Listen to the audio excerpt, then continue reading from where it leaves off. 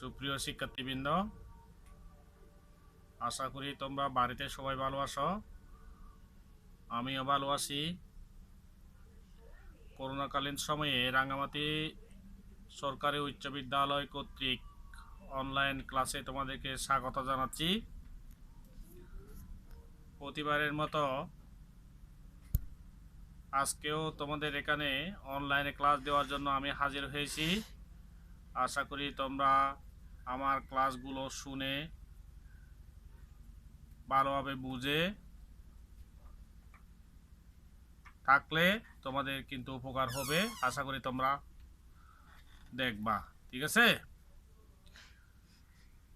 আমার অনুরোধ, তোমরা একটু মনোযোগ সহকারে দেখবে। তোমরা খাতা কলম খুলো, বইপত্র খুলে নাও, খাতা কলম খুলো, রেডি হয়ে যাও তোমরা, ঠিক আছে? বললি পুরো কি মানে খেলাই করতেছে হিন্দি দোজান হলি হলি এলো।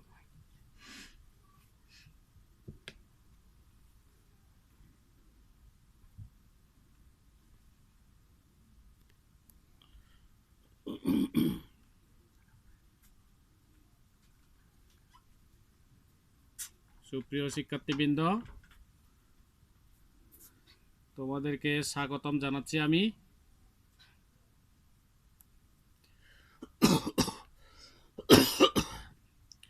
আমি আমার পরিচয়টা দিয়ে দিচ্ছি তোমাদের। আমি অজয় চাকমা, সহকারী শিক্ষক, রাঙ্গামাটি সরকারি উচ্চ বিদ্যালয় রাঙ্গামাটি। আজকে আমরা আলোচনা করব বিজ্ঞান নবম, দশম এবং এসএসসি পরীক্ষার্থীদের উদ্দেশ্যে বিজ্ঞান একটা ক্লাস নিয়ে আলোচনা করব। অধ্যায় হবে জীব প্রযুক্তি, ঠিক আছে? সুপ্রিয় শিক্ষার্থীবৃন্দ, আমার প্রাণপ্রিয় শিক্ষার্থীবৃন্দ, তোমরা মনোযোগী হয়ে তোমরা শুনে থাকবে। খাতা কলম নিয়ে তোমরা রেডি হয়ে যাও, ঠিক আছে? সুপ্রিয় শিক্ষার্থীবৃন্দ, তোমরা এগুলো একটু দেখো। এইগুলো, এই যে এটা একটা কি বস্তু, জিনিস, তাই না? এই উপাদানগুলো দেখো: নিউক্লিয়ার মেমব্রেন, নিউক্লিয়ার তন্তু, নিউক্লিওলাস, নিউক্লিওপ্লাজম, নিউক্লিয়ার রেটিকুলাম, ঠিক আছে? এইগুলো কোথায় থাকে? এই যে এইটাও দেখো তোমরা, এইটাও একটা কি সুতার মতো, এইটাও এক ধরনের সুতার মতো, ঠিক আছে? এইগুলো কোথায় থাকে? এইগুলো কোথায় থাকে? নিউক্লিয়াসের মধ্যে থাকে। এটা একটা নিউক্লিয়াস, এটা একটা কি, এটা একটা নিউক্লিয়াস। এই যে তন্তুগুলো সুতার মতো তন্তুগুলো, ঠিক আছে? এগুলো কোথায় থাকে? এগুলো কোথায় থাকে কেউ কেউ বলতে পারবে? এই সুপ্রিয় শিক্ষার্থীবৃন্দ, এইগুলো থাকে হচ্ছে যে কোথায়? আমাদের পিতামাতার বৈশিষ্ট্যগুলো, ঠিক আছে? পিতামাতার বৈশিষ্ট্যগুলো, আমাদের সন্তান সন্ততিদের বৈশিষ্ট্যগুলো, বংশ পরস্পরায় কিন্তু এগুলো যাচ্ছে, একজন আরেকজন থেকে যাচ্ছে। পিতার বৈশিষ্ট্যগুলো পুত্রের, মেয়ের ওইখানে যাচ্ছে, ঠিক আছে? কীভাবে যায়? এই ক্রোমোজোমের মাধ্যমে যায়, ঠিক আছে? তাহলে এইগুলো হচ্ছে যে ক্রোমোজোম। তাহলে আজকে আমরা আলোচনা করব ক্রোমোজোম নিয়ে আলোচনা করব, ঠিক আছে? কি নিয়ে আলোচনা করব? ক্রোমোজোম নিয়ে আজকে আলোচনা করব।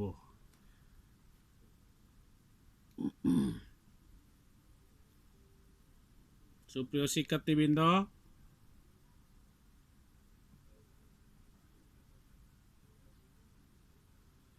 তোমরা এই ফাঁদ শেষে কি কি জানতে পারবে একটু লক্ষ্য করে দেখো। ক্রোমোজোম কি ব্যাখ্যা করতে পারবে, ঠিক আছে? তারপরে ক্রোমোজোমের প্রকারভেদ বর্ণনা করতে পারবে, ক্রোমোজোমের রাসায়নিক গঠন ব্যাখ্যা করতে পারবে, ডিএনএ কি বর্ণনা করতে পারবে, আরএনএ কি ব্যাখ্যা করতে পারবে। তাহলে আমরা এই অধ্যায় থেকে 5টা জিনিস আমরা কি করতে পারবো? আমরা জানতে পারবো, ঠিক আছে?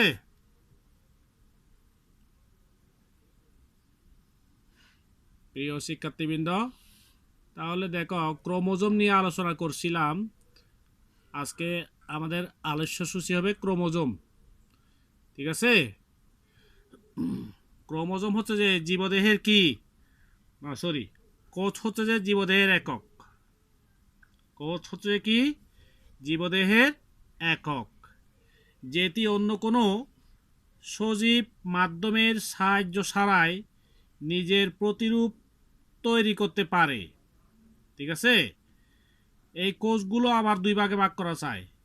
একটাতে নিউক্লিয়াস থাকে, অন্যটাতে সুগঠিত নিউক্লিয়াস থাকে। একটাতে নিউক্লিয়াস থাকে না, আর একটাতে কি নিউক্লিয়াস থাকে।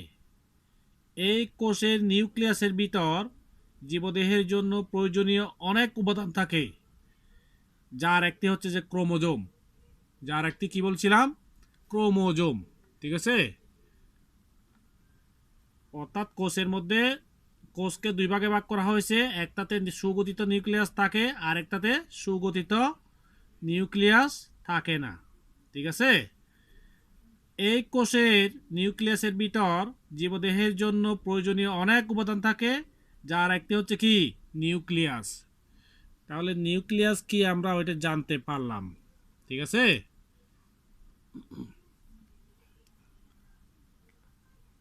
না sorry chromosome, chromosome sorry, nucleus sorry, ওইটা ক্রোমোজোম হবে। তাহলে এই যে দেখো তোমরা, এগুলো হচ্ছে যে ক্রোমোজোম। ঠিক আছে, এগুলো কি বলছিলাম, ক্রোমোজোম। কোষ বিভাজনের সময় পানি বিয়োজনের ফলে ক্রোমাটিড ফাইবার তন্তুগুলো স্পর্শ আকার ধারণ করে এবং আকারের সুতার মতো হয়, এই যে সুতার মতো। ঠিক আছে, তাকে আমরা কি বলবো, ক্রোমোজোম বলবো। ঠিক আছে, তাহলে ক্রোমোজোম কি ওইটা আমরা জানতে পারলাম। সুপ্রিয় শিক্ষার্থীবৃন্দ, ক্রোমোজোমের গঠন দেখো।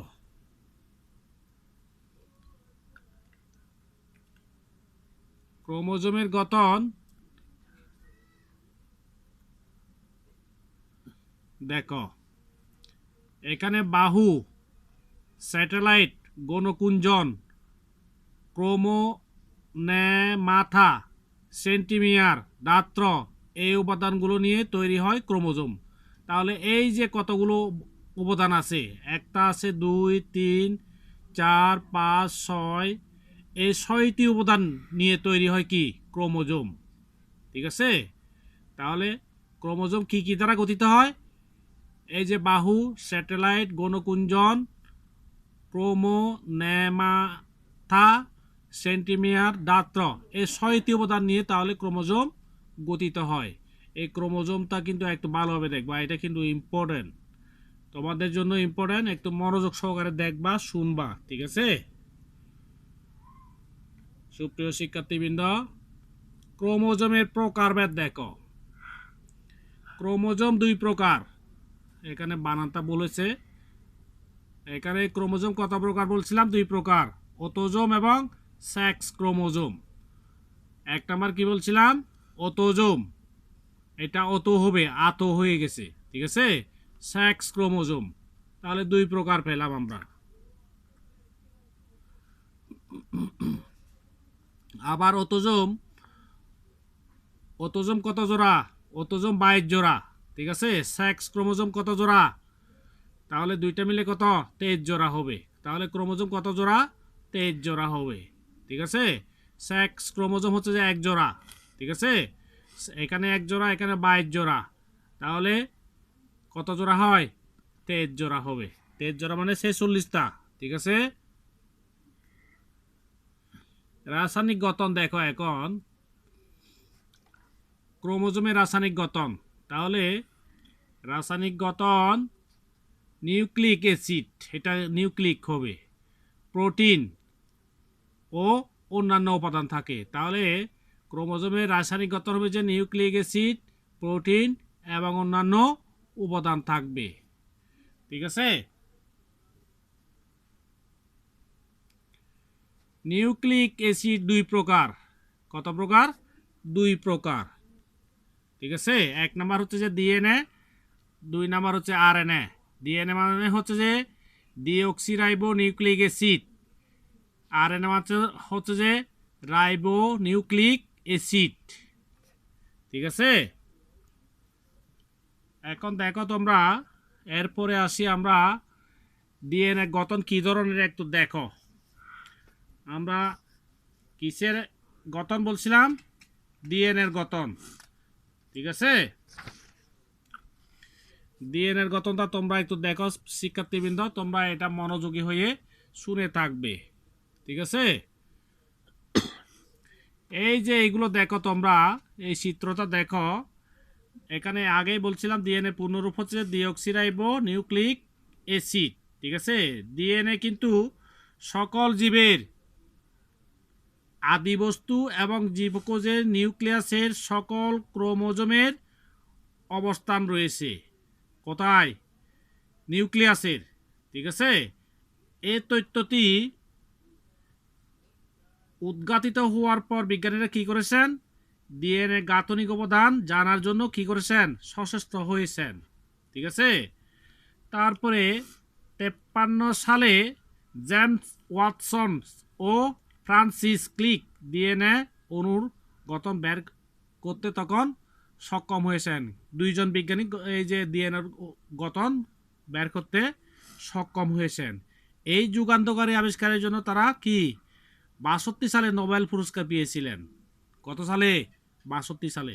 ঠিক আছে, তারা দেখেছিলেন ডিএনএ অণু আসলে দুটি সুতার মতো।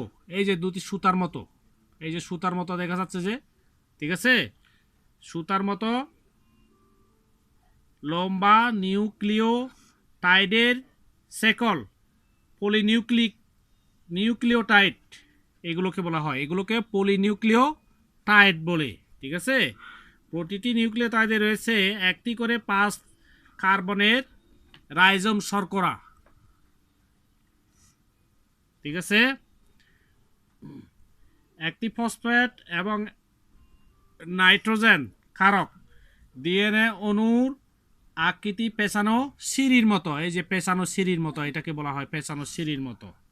ঠিক আছে, পেঁচানো সিঁড়ির দুপাশের মূল কাঠামো গঠিত হয় কি? নিউক্লিওটাইডের 5 কার্বনযুক্ত শর্করা এবং কি দিয়ে? ফসফেট দিয়ে। ঠিক আছে, শর্করা ফসফেটের কাঠামোটি কি ধরনের? বাইরের কাঠামো এটা। ঠিক আছে, ভেতরে হচ্ছে যে নিউক্লিওটাইডগুলো যুক্ত থাকে নাইট্রোজেন ক্ষারক দিয়ে। ঠিক আছে, ঠিক আছে,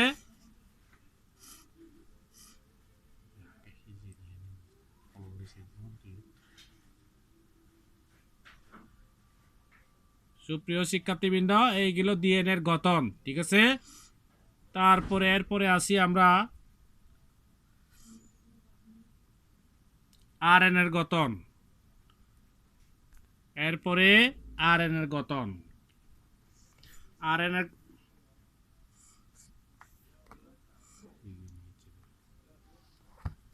আরএনএ মানে কি বলছিলাম? Ribo nucleic acid.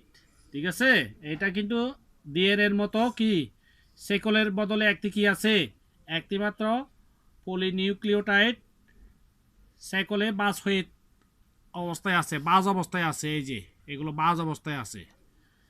ঠিক আছে, আরএনএ 5 কার্বন যুক্ত রাইবোজ শর্করা ও ফসফেট নির্মিত একটি মাত্র পার্শ্ব কাঠামো দ্বারা গঠিত হয়ে থাকে।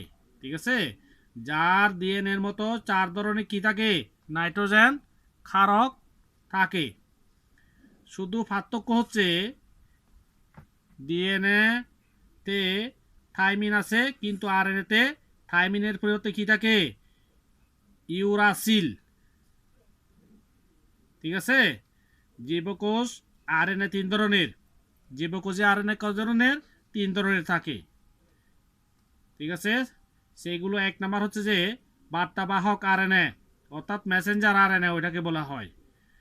ঠিক আছে, ওইটাকে সংক্ষেপে আমরা এম আরএনএ বলি। 2 নাম্বার রাইবোজোমাল আরএনএ, অর্থাৎ সংক্ষেপে আরএনএ। 3 number transfer RNA. ঠিক আছে, ওইটাকে টিআরএনএ বলি আমরা। এই গেল এই যে আরএনএ রাসায়নিক গঠন। ঠিক আছে, এরপরে আসি আমরা প্রোটিন নিয়ে আমরা আলোচনা করব। প্রোটিন দুই ধরনের। প্রোটিন কত ধরনের বলছিলাম? দুই ধরনের। একটা হচ্ছে যে হিস্টোন প্রোটিন, দুই নাম্বার হচ্ছে নন হিস্টোন প্রোটিন। প্রোটিন দুই প্রকার বলছিলাম, হিস্টোন প্রোটিন, নন হিস্টোন প্রোটিন। ঠিক আছে, এখানে কি কি উপাদান থাকে দেখো, lipid, calcium, iron, magnesium, ion এবং অন্যান্য উপাদান থাকবে। ঠিক আছে, তারপরে এরপরে তোমাদের আমি একটা কাজ দিই, এই কাজটা একটু দেখো তোমরা। খাতা কলম নিয়ে বসে যাও শিক্ষার্থীবৃন্দ, তোমরা একটু খাতা কলম নিয়ে বসে যাও। এটা দলগত কাজ যদিও বলি, এটা একভাবে করতে হবে, যেহেতু এখানে তোমরা কিন্তু সরাসরি ক্লাসে নাই। ঠিক আছে, সরাসরি ক্লাসে নাই, সেই জন্য এই যে দেখো 1 নাম্বার, ক্রোমোজোমে গোলাকৃতি ও সংকুচিত স্থানটির নাম কি? এটা খাতায় লিখে নাও, তারপর উত্তরটা লিখবা। ঠিক আছে, এই যে উত্তরটা হচ্ছে যে কি, সেন্ট্রোমিয়ার। উত্তরটা হচ্ছে যে কি, সেন্ট্রোমিয়ার। ঠিক আছে, তারপরে 2 নাম্বার, ডিএনএ পূর্ণরূপ কি? এটা প্রথমে বলে দিছিলাম কিন্তু।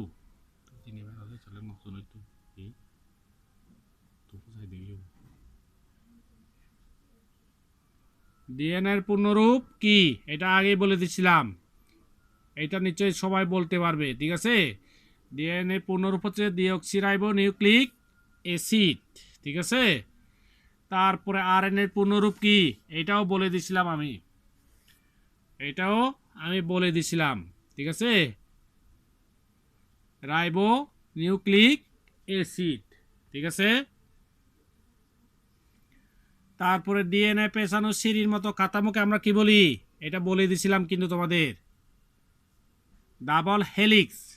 ঠিক আছে, তারপর 5 নাম্বার দেখো, আরএনএতে থাইমিনের পরিবর্তে কি থাকে? এটা বলে দিছিলাম সর্বশেষ, এটা বলে দিছিলাম কিন্তু, ইউরাসিল। ঠিক আছে, এটা কোথায় থাকে? আরএনএতে থাকে। ঠিক আছে, ডিএনএতে কি থাকে? থাইমিন থাকে। থাইমিনের পরিবর্তে কি থাকে? ইউরাসিল থাকে। ঠিক আছে, সুপ্রিয় শিক্ষার্থীবৃন্দ, আশা করি তোমরা আমার ক্লাসটা তোমরা ভালোভাবে শুনেছ এবং বুঝেছ। একটু বারবার বলি, তোমাদের মনোযোগ সহকারে শুনতে হবে, দেখতে হবে। ঠিক আছে, মনোযোগ সহকারে শুনলে দেখলে তোমাদের বাসায় গিয়ে বা বাসায় আলাদাভাবে দেখার কোনো সুযোগ থাকবে না, বা এটা না দেখলেও চলবে তখন। ঠিক আছে, এখন তোমাদের আমি ক্লাস শেষে তোমাদের বাড়ি কাজ দিয়ে দিই। বাড়ি কাজটা কিন্তু করবা, এটা যেদিন স্কুল খুলবে ওই দিন তোমরা কিন্তু বিষয় শিক্ষকের ওখানে সুন্দরভাবে মুখস্থ করবা এবং পড়বা, লিখে এটা শ্রেণী শিক্ষকের ওখানে তোমরা জমা দিয়ে দেবে। এটা শুধু বাড়ি কাজ না, এটা পড়াও থাকবে কিন্তু তোমাদের। ঠিক আছে, এটা পড়াও থাকবে, তোমরা খাতা কলম খুলে তোমরা লিখে নাও। ডিএনএ গঠনের চিত্রটি ব্যাখ্যা সহ খাতায় অঙ্কন করে নিয়ে এসে শিক্ষকের কাছে জমা দিবে। এটা লিখে নাও তাড়াতাড়ি, একটু তাড়াতাড়ি লিখে নাও।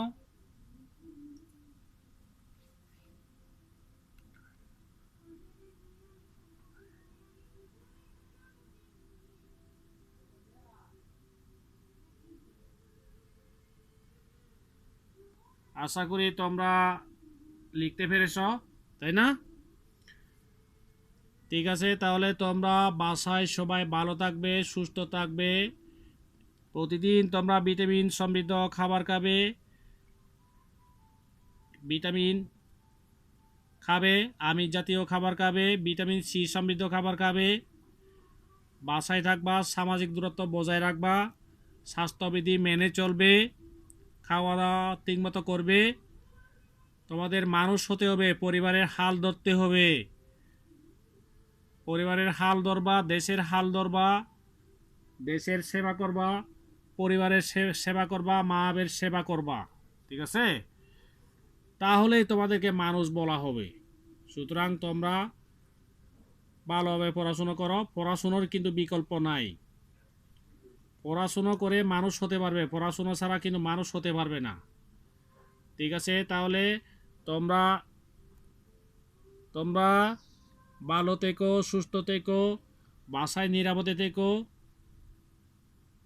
সবাইকে ধন্যবাদ জানিয়ে আজকের ক্লাসের সমাপ্তি আমি ঘোষণা করলাম। ধন্যবাদ সবাইকে।